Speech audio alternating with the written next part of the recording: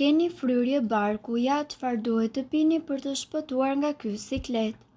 Fryrja e barkut është një problem i cili prek pothuajse çdo. Në një kohë kur do të dukesh sa më e dobët, barku të tregon sikur ke edhe 5 kg më shumë.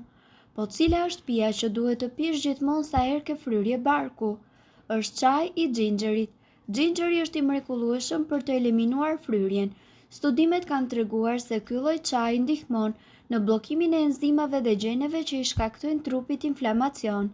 Çaji i xhinxherit është gjithashtu i njohur për qetësimin e problemeve të ndryshme shëndetësore, dhimbjet e Alzheimerit apo probleme të ndryshme të irritimit të zorrëve. Çaji i xhinxherit është i shkëlqyer për t'ju shtuar dietës, sidomos nëse fryrjet e barkut i ke kronike.